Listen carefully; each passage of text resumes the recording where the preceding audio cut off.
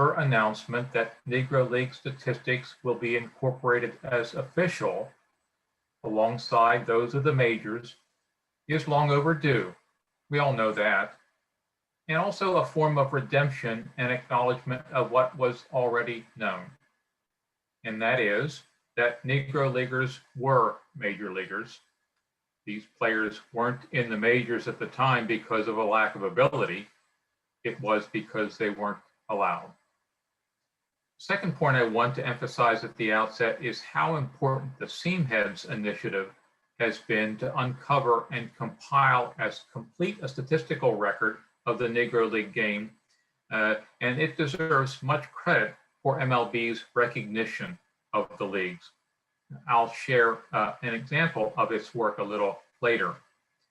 Alongside these records, the texture of the game, its nuance, its drama, its professionalism, its excellence, and the passion of those who played also needs to be shared as part of the American experience. I hope to accomplish some of this today by looking in depth at William Johnson. So I'll cut to the chase. Judy Johnson was special. He was the 6th Negro League player inducted into the Hall of Fame. I wish I had met him. This photo of Judy, interestingly, one of only a few that you can find, is my first memory of him. A little unusual for a typical photo of a ball player, most seen to be of players batting or pitchers wheeling away. Here, Johnson in his Pittsburgh Crawfords uniform is either posing or actually readying for a batted ball. Hands and gloves on knees, legs bent. It is fitting that this is his most famous photo. Judy was a decent batter, but he was a really good fielder. The Centennial Negro League Bobblehead Series has Judy not batting, but fielding, charging the ball as he was known for.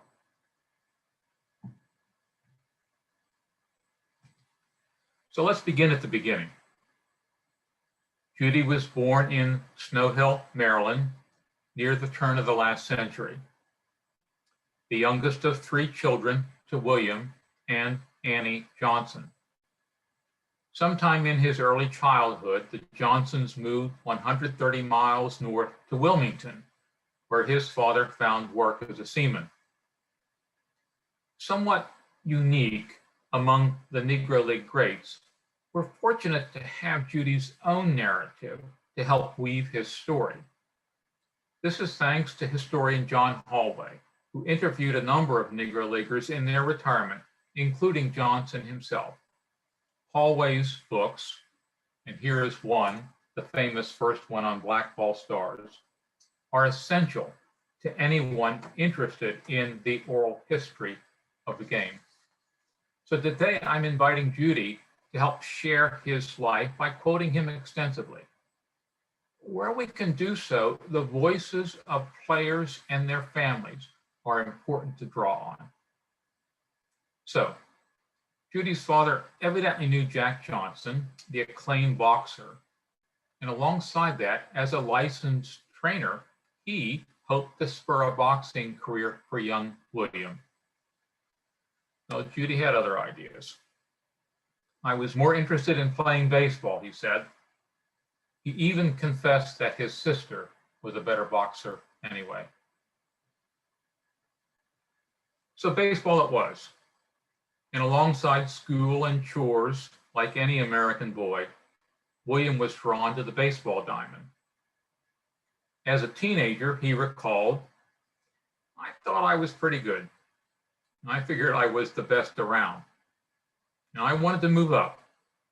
Now Chester had a pretty good ballpark just above the team I was on in Wilmington, the Rosedale squad. Chester, they'd pay me a couple of dollars and trolley fare. There weren't any buses then. They were my first professional club. Chester was the epitome of the local semi-pro team. Every community had one. or even more than one if it was a good-sized town. Semi-pro, meaning a foundation of locals who loved to play and who helped on a volunteer basis to organize a team, a place to play, and a schedule. The pro part was finding the money to bring in ringers to shore up the side. And for many towns, getting good players meant being colorblind. So while there were lots of teams that were only white or only black, there were many that were also integrated, even in these days. After all, winning was what counted. What comes next is a common theme. The semi-pro teams played their peers in their geographic area, and they also played pro teams, university teams, high school teams, you name it. The common denominator was baseball. So Johnson continues his story. I must have impressed the manager of the Philadelphia Hilldale Club, this when Judy was playing with Chester, because he asked me to play with them on Thursdays and Saturdays at their field up in Derby. Sundays, they'd go to Atlantic City as the back-rack Atlantic City Giants. Same club, just different suits on, like the Globetrotters.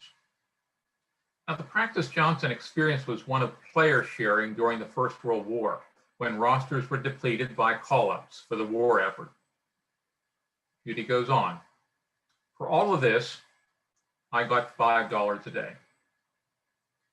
Once the frontline ball players returned from military service, Johnson would find himself on Hilldale's minor league, the team called the Madison Stars.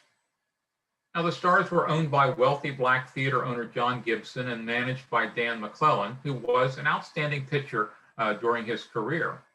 The team had their own ballpark in Philadelphia, located at 34th and Reed Street. So, what about his nickname? Well, let's ask Judy to tell the story. When I left home in 1920 to play in Philadelphia, they had a fellow named Judy Gans, a first baseman, never much of a hitter, but a good fielder, and they said I looked so much like him, they called me Judy, too. By 1921, Johnson established his credentials and was considered worthy to be with the Hilldale Club full-time. This was a big deal because Ed Bolden, the owner and business manager of the team, had fast become one of the preeminent entrepreneurs in the sport. Hilldale had started unpretentiously in late 1916, and by the early 1920s had become a quality franchise. Financially stable, the premier black team in Philadelphia, and highly competitive with its eastern counterparts, and a place where the players wanted to play. Hilldale in the 1920s was kind of like the Pittsburgh Crawfords in the 1930s. Both teams took off quickly, became winners, and then unfortunately lacked the staying power to survive longer term. But this is another story, and Courtney Smith, our speaker on September 18th, will talk about Ed Bolden, a subject she knows well. She wrote the book on him. Johnson would spend the decade with Hilldale, winning 3 Eastern Colored Championships with the team and appearing in the first 2 Negro League World Series, the first of which was one for the ages, in more ways than one. I'm calling this the first of my 3 digressions today regarding Judy's career that I want to highlight anecdotally.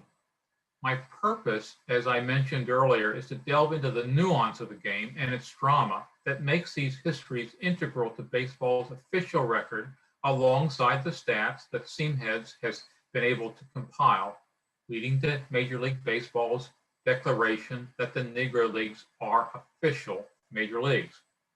So bear with me as I go into some detail on this game. This is Game 8 in the first Negro League World Series that took place in 1924 between the Kansas City Monarchs and Hilldale. When these end-of-season contests become better known as part of MLB's integration of the stats and stories of the game, now this World Series is going to get some airplay. Larry Lester, a historian and leader in the thinking of the Negro League game, deserves a lot of credit for the story around this particular series. He's written a phenomenal book on it that I highly recommend to you. This book and the newspaper stories of the day and the player reminiscences that came later speaks to a worthy contest of two heavyweight teams and a Greek drama to boot. This was a 10-game series. If it came out as a draw, 5-5, that would have been okay. It was played in 4 different cities: Philadelphia, Baltimore, Kansas City, and Chicago. This World Series was a showcase event for the African American community, and so league officials wanted to spread the wealth among a number of cities, so the games weren't just confined to Philadelphia and Kansas City. It was supposed to be a great pitching, that is to say Hilldale contest versus great hitting, the Kansas City side. But both teams had their share of each. So here we are, Game 8, taking place in Chicago to make Negro League National League President Ruth Foster and the owner of the Chicago American Giants happy. The series stands at 3 games apiece with 1 tie. Now, at Game 8, all of the remaining games are pivotal, and all will be in Chicago after 2 in Philly, 2 in Baltimore, and 3 in Kansas City. So here it is. Going into the bottom of the 9th, the Monarchs are the home team in this contest. Hilldale is up 2-0. Bottom of the 9th, 2-0 Hilldale. This game, this inning, this Hilldale collapse is known for one play in particular, and I'll get to that. But in fact, there were a number of plays and managerial decisions that set this up as an amazing comfort behind victory for Kansas City that eventually led to their series triumph. So here they are. Factor 1. A pre-series managerial move put several players out of their normal position. Judy Johnson moved from third to short to replace the injured Jake Stevens. Biz Mackey was at third base and not available to catch, a position that actually got him into the Hall of Fame some years later. Factor 2, an in-game managerial non-move. Hilldale manager and second baseman Frank Warfield had previously inserted catcher Joe Lewis as a late inning replacement for Louis Santop, another future Hall of Famer, in games 3, 5, and 6. Well, why not Game 8? No one, including Santop himself, also, as I said, an eventual Hall of Famer, denied that his catching skills had diminished over the years. The goal was to have his bat in the lineup, which had worked out well given his .333 batting average in the series, and his driving in had the score held in Game 8, its winning run. Factor 3. After a fly out to left to start the bottom of the 9th, Monarchs pitcher Bullet Joe Rogan, yet another Hall of Famer, hit a slow roller to Mackey at third. Yes, Rogan is still in the game, and both he and Hilldale pitcher Rube Curry would go the distance that day. Mackey could not make the play. Johnson, a solid third baseman known for his ability to charge balls hit to him, might have, but he was playing out of position at short. Factor 4. After a ground out in which Warfield at second could not get the lead runner, Dobie Moore hits a routine grounder to short, but it takes a bad hop on Johnson, and Moore is on safely. No error was issued on the play. We don't have the TV highlights to know how that went, but there are now 2 on and 2 out, and the score still 2-0. Factor 5. After a clean single by Hurley McNair scoring Rogan and making the game now 2-1, Curry hits batter Heavy Johnson. Yes, that was his nickname, Heavy Johnson, and he was a big guy. But Curry was rattled, and the hit by pitch loads the bases. Factor 6. 2 out. Frank Duncan is up. He is 3 for 29 in the series, but Monarchs manager Jose Mendez lets him bat against Curry. And this is the at-bat that gets all of the attention. It is unclear from the accounts what the count was, but Duncan hits a foul ball pop-up behind home plate. The wind is blowing, the ball is moving, and Santop draws a beat on it, still in foul territory. The ball hits the heel of his glove and bounces out. The box score gives Santop an error, and Duncan stays alive. Seventh and last factor. On the next pitch, Duncan hits a ground ball to Mackey at third. Some accounts say it went through his legs. Others are kinder and just say he misses the ball. The ball goes into left field and 2 runs score. Kansas City 3, Hilldale 2. What a game. Now this presentation is about Judy Johnson, not Louis Santop, but it is worth saying that this event near the end of Santop's career devastated Santop, as he was given full blame for a loss in which he was only one of 7 factors that influenced that bottom of the 9th. Although Hilldale would win Game 9, the Monarchs took the last game and won the series 5-4, one tie. An amazing series, one that deserves a lot of attention in World Series lore for all of the game. Now, Hilldale got its revenge next year when the 2 teams met again in the World Series, this time with Hilldale winning 5-1. And Judy was on that squad as well. So let's shift gears. Judy finished out the 1920s with Hilldale, including 1929, a year that saw the stock market crash and the onset of the Great Depression. Some teams were better able than others to navigate the country's economic decline, and one that was positioning itself for an extended run of greatness was the Homestead Grays, owned by Cumberland Posey. In early 1930, Posey raided Hilldale, as the saying goes, and signed Johnson and Oscar Charleston, another future Hall of Famer, to the Grays. Johnson, now 30, with a decade of experience under his belt, shared managerial duties with Posey, serving as manager in the field.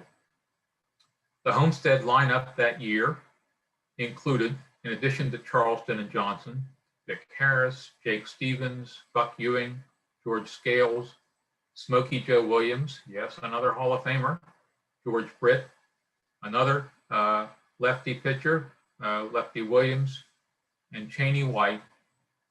Oh yeah, and by the way, someone by the name of Josh Gibson, a 19-year-old Pittsburgher. The Grays of Pittsburgh would finish in first place among the Eastern independent clubs by virtue of their head-to-head record against other teams in the East that year. Pretty decent record, 45-15-1. That 1930 season was the debut of Gibson, and it is the story that is the second aggression worth sharing today. So it's July 25th, 1930, and the Kansas City Monarchs have traveled east as part of their exhibition schedule to play the Grays in several meetings in Western Pennsylvania, most notably at Forbes Field, which the Pirates had contractually agreed to share with Homestead. Now, the Monarchs had recently introduced an innovation to the game, a portable lighting system, these are actual pictures of it, that allowed teams to play a night game, adding another ticketed event to a daily schedule that often already involved a couple of games that afternoon. The night game was a big deal, promising to draw even more fans buying tickets and refreshments after the end of the workday. And so here we are, the Monarchs and Grays in action. We'll again invite Judy to tell the story. Well, we were in the clubhouse trying to discuss signals because we had never played a night game, any of us. Buck Ewing was catching, and when Buck got down to give the signal, why, Smokey Joe Williams couldn't even read the signal, see his hand. Williams misunderstood the signal, and Ewing split his hand right down. My subcatcher was in right field, I think that was Vic Harris. He wouldn't come in to catch. He was afraid. But here we are. Forbes Field is packed. Josh Gibson was sitting in the stands, him and a bunch of boys who played sandlot baseball. I went over and I asked if he'd catch. Yes, sir, Mr. Johnson, Josh said. So I had to hold up the game, let him go into the clubhouse, and put on a suit. But Josh would stay on the Grays roster for the rest of that season and return the following year to play on what some considered one of the best Negro League teams ever, the 1931 Homestead squad. Johnson would return to Hilldale in 1931 under the promise of new ownership of the Hilldale squad, financial stability, and hopefully a steady paycheck in uncertain economic times. That promise for Judy would be short-lived. He'd be with Hilldale in 31, but in 1932, the franchise would close its doors mid-season. Well, Johnson signed with the Pittsburgh Crawfords later in that 1932 season, and he'd finish his career with Pittsburgh, playing through 1936. The Crawfords, as I mentioned before, were up and coming. Gus Greenlee, local Pittsburgh business magnate, jump-started the team from its earlier semi-pro status. And by the way, Josh was on that late 1920s, 1930 Crawford sort of semi-pro team when Judy invited him to catch for the Grays on that fateful July evening in 1930. Greenlee was very ambitious and very competitive with crosstown rival Cumberland Posey. And in 1933, Greenlee helped form the second Negro National League of Eastern teams, filling the void of the collapsed Eastern Colored League from a couple of years before. Greenlee also spearheaded the East-West All-Star game that debuted in 1933, the same as the Major League All-Star game. And this was a contest that Judy helped inaugurate. More on that in a little bit. The Craws were the league champions in 3 of the next 4 years, 33, 35, and 36. And also, according to Seam Heads, actually had the best record in the league in 1934, finishing second in both halves of the season with a better aggregate record than the first and second half winners, the Philadelphia Stars and the Chicago American Giants. Johnson was on the 35 Crawfords, another candidate as the greatest Negro League team ever. Saber's book on this is also worth a great read, detailing the biographies of the players and the story of the season and the games. Who were Judy's teammates in that glorious run? They included Satchel Paige, Josh Gibson, Oscar Charleston, Cool Papa Bell, Ted Page, Sam Streeter, Leroy Matlock, Jimmy Crutchfield, Sam Bankhead, Judd Wilson, Willie Foster, and Harry Concannon. Quite a who's who. 7 of those, including Johnson, are Hall of Famers. By now, Judy was in his mid-30s. His batting average had dipped some, and he had probably lost a step. In early 1937, Gus Greenlee was facing legal and financial problems, presaging the team's eventual demise. The Crawfords actually came in last in 1937, improved some in 38, but then would be sold and moved to Toledo for its 1 year in Ohio before the Crawfords' name would disappear. What a decade for the Pittsburgh Crawfords. But Johnson would not be around to see out the Crawfords as he had with Hilldale, his other team of note. So this is my third digression, and it's the story of the trade. Here are the details. Gus Greenlee was facing pressure from local law enforcement authorities in 36, allegedly on his numbers racket business and some illicit dealings in the city. This threatened his finances, so he proposed sending Judy and Josh to the Grays, mainly for $2,500, reportedly the largest sum involved in a player deal in black baseball to date. Eventually, the trade was consummated, as the Pittsburgh Courier reported. Quote, "The biggest deal in the history of Negro League baseball was completed on Saturday morning when catcher Josh Gibson of the Pittsburgh Crawfords and third baseman Judy Johnson of the same club were sent to the Homestead Grays in exchange for catcher Pepper Bassett, third baseman Spearman, and $2,500 in cash. Unquote. Well, what happened next? Let's give Judy the stage again. Judy was pretty fed up. He threw in the towel. He said, "I could have played longer, but it was getting rough." There is a saying among the Negro League fraternity that they never drop the ball. Players would play year-round in all seasons, often 2 games a day, against all comers. And Judy was no different. He was highly sought after and was part of the inner fraternity, joining teammates and rivals alike in multiple settings. One element was barnstorming against major leaguers. In 1926, for instance, after the World Series, Hilldale played an American League All-Star team that included Heine Manush, George Burns, Jimmy Dykes, and Lefty Grove. Records for the series are incomplete, but indicate at least 3 Hilldale wins to 1 loss over the All-Stars, including 2 losses by Lefty Grove and a .374 batting average by Johnson. Another facet of the game was the off-season in Florida and in the Caribbean. Judy competed in Florida in the Winter Series between the famous Palm Beach Hotels, the Breakers, and Poinciana. This series often served as a spring training source for some of the Negro League players.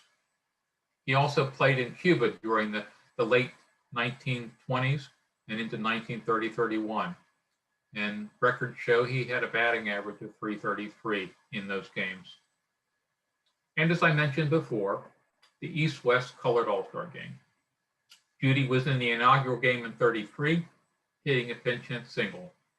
In 36, he appeared in his second and last All-Star game, going 1 for 2 with an RBI as the East defeated the West 10-2.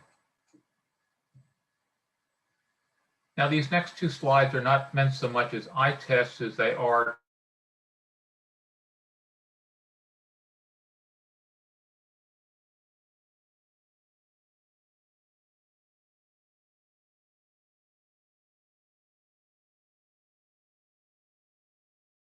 the scores, often found in the African-American newspapers that carried the game.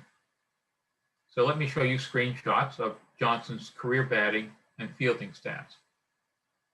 You can see on this basic batting chart, Johnson's career batting average with Hilldale at .309, and overall average for .296 for all the games that are captured here. You can see the year-by-year rendering of his performances.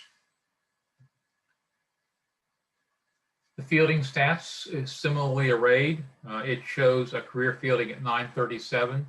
The struggle on the fielding stats side is that sometimes the box scores didn't go into the level of detail on fielding as much as batting.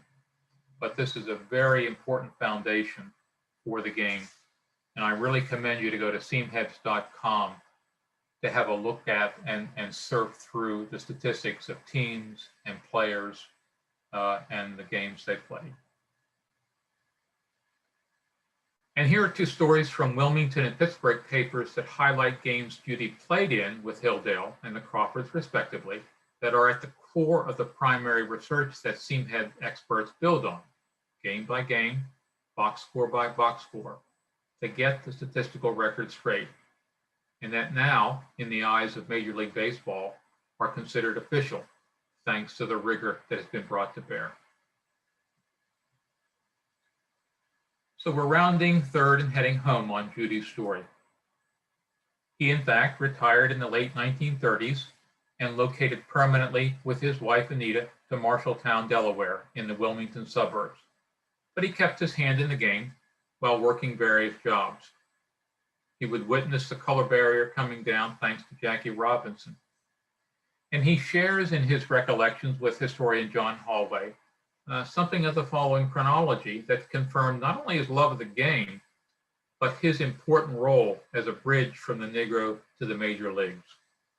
In '52, he began serving as a scout for Connie Mack. Connie knew about Judy because Hilldale and the Philadelphia A's shared a city.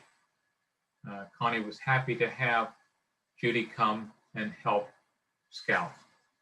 In '54, he became the first African-American hired to coach in the majors, attending spring training to ease the transition of black rookie players for the A's. Now, please note, Buck O'Neil became the first African-American coach to coach during the regular season, but it suggests that Judy was, in his coaching capacity in spring training, perhaps the first overall. In the late 1950s, he joined the Milwaukee Braves as a regional scout.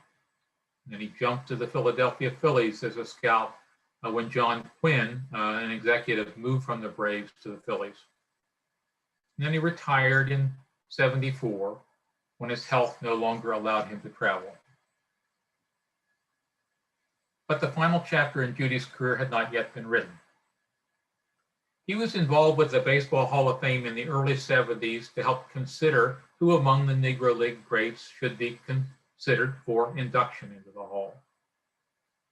The early choices were no-brainers: Page, Gibson, Leonard, Bell, and also Monty Irvin, whose great career was split equally between the Newark Eagles of the Negro Leagues and the National League's New York Giants. Then in 1974, Johnson stepped down from his advisory role, and that was quickly followed by his peers naming him as the sixth Negro Leaguer to be inducted into the Hall.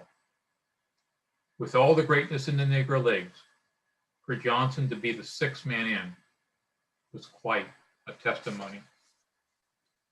So here's a photo of him holding his plaque, also the plaque itself, and finally, meaningfully, a photo of Anita and him with Commissioner Kuhn. Few of the Negro League greats would be alive for their own induction. It was indeed special that he and his wife and family were there. Reports are that he was so emotional in his speech, he was actually unable to complete it in its entirety. So what did Judy's peers say about him? Johnson was like a rock, a steadying influence on the club. He had a great brain, could anticipate a play, knew what his opponents were going to do. That of Jimmy Crutchfield, a teammate. Fellow Hall of Famer Willie Wells, he had intelligence and finesse. And Ted Page talked a lot about Johnson as a scientific player, someone who could play the position well, but was so knowledgeable about the game, he made a huge difference.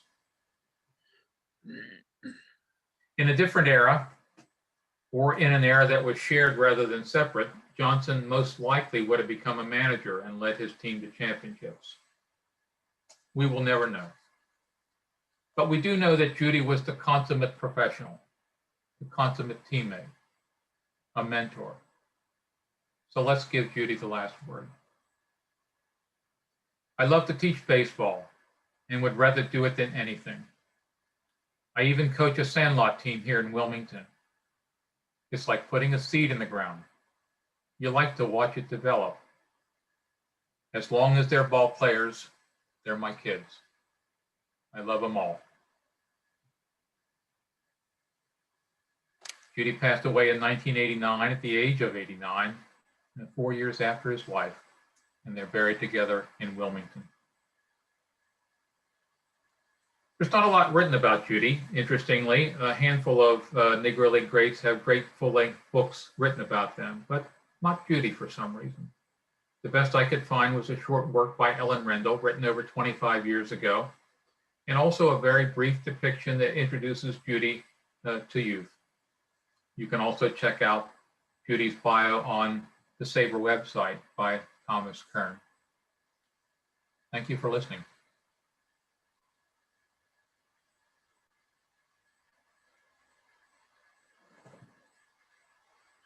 Thank you.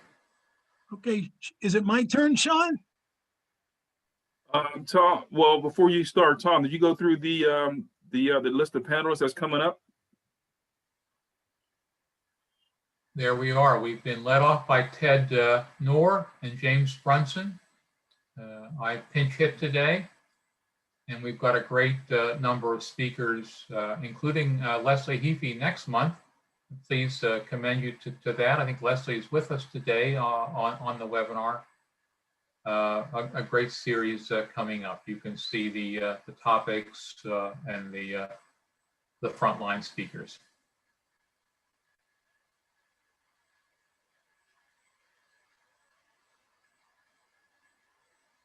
I guess it's my turn now, Sean. I have some questions for Tom Kern.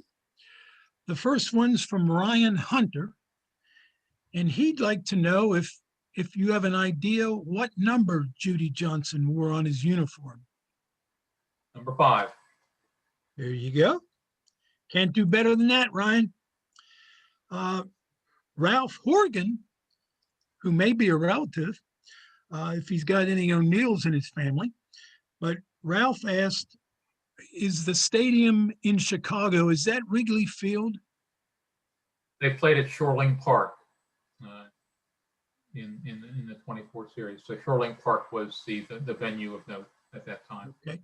And Shoreline Park was in the south side as opposed to Wrigley's north side location. Here's another one. This is more of a comment than a question, but I'd like your feeling about this, Tom, and Sean, if he wants.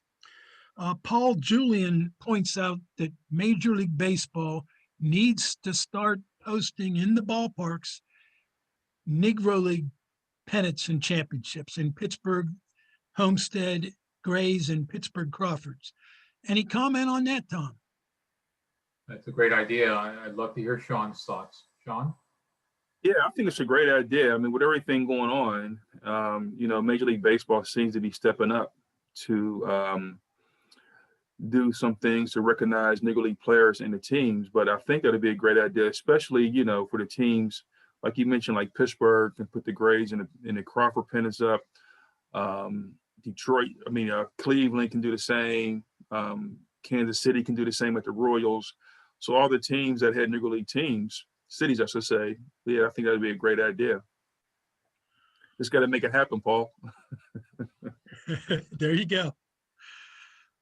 Okay, here's one from an anonymous attendee, and he or she wants to know, where did the Hilldale team play in Philadelphia? I guess, where is Hilldale would be a good question. And did they play in Shibe Park? Hilldale was based more up in the Darby area. I don't know Philadelphia real well. Darby is a little bit north of the downtown. Am I right to say that? I know I've got a good... I think so. And it's a good question about where all they played. Many of the Negro League teams would make the rounds, and some had arrangements with the Major League teams in the cities that they shared. We've just noted that Homestead played at Forbes Field, whereas the Crawfords, Gus Greenlee was flush with money enough at one point to build Greenlee Field himself for the team to be based. My surmise is that Hilldale probably played in a number of parks in Philadelphia, including the Major League sites. Okay. And then, hate to put Sean on the spot, but here's a question. What's the status of the Josh Gibson for Hall of Fame issue? Hall of Fame or MVP? Because he's in the Hall. Yes, Josh Gibson for MVP. Okay. Great question. Is Tom put up our MVP campaign website and T-shirts? Still nothing yet, as of yet. As again, this is not a decision made through Major League Baseball. It's a decision made through the Baseball Writers Association. And Bob Nightingale, who is a good friend, who's been a big advocate, who's also a voter, and Bob Nightingale's from USA Today, who's a big advocate for Josh. We communicate, once a month just to get updates. Last time we spoke was back in February. At that time, they were doing the Spinks Award. I think they removed the name off of the Spinks Award. And so, yeah, I get that question asked a lot. We don't know. But, really, I don't want to know when it's going to happen. I would like to be surprised, to be honest with you. Well, whether, Josh gets it or not, I'd rather be surprised. So hopefully one day I'll wake up and my phone is blowing up again. So we'll see. Okay, that's all I got. So thanks, Tom, unless you have any last moments that you want to share. Well, I love the question about how should the park, should they, and how could they honor the Negro Leagues? These are important venues to tell the story. And I think there should be, and in varying ways, clubs have done that. My wife Sarah and I live in Washington, D.C. area. We go to the Nationals Park, and there are recognitions of the Negro Leagues because Homestead did, in fact, play in Washington as well as Pittsburgh later in its existence. But I think this is a very important point more generally, that the statistics are the skeleton, but the stories, the nuances, the drama are the flesh on the leagues, the players, and what their legacy is. And so being able to tell the story in as many ways as possible and sharing this is incredibly important. So our hope is Major League Baseball takes this on front and center alongside how to amalgamate, integrate the stats. How do we also include the stories? I'll end with this. A great example is Leon Day. Leon Day pitched an opening day no-hitter. That should be part of the pantheon of the story alongside, was it Bob Feller? Yep. That also did that. So now we can speak to two opening day no-hitters. Those are how the story should be included to really raise the awareness. I would say this too, as we wrap up, getting back to Major League Baseball, integrating the stats.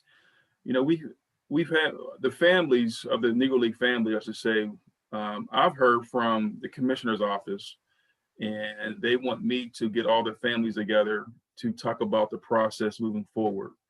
That email came to me back in February, and so I'm waiting to hear back from them as when they want to actually have this meeting. Because there's a lot of questions that were asked from myself as well as other family members. Because when MLB made the announcement, it was pretty much just an announcement.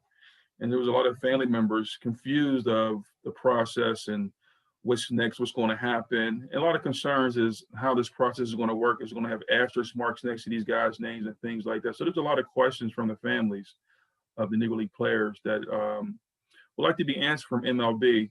And so the commissioner did get back to me, and his office did get back to us. So we're supposed to meet with their historian, John Thorne, and talk about the process. So we'll definitely, as we move forward on that, any updates that we get during our webinars, we can definitely update you on that process as well.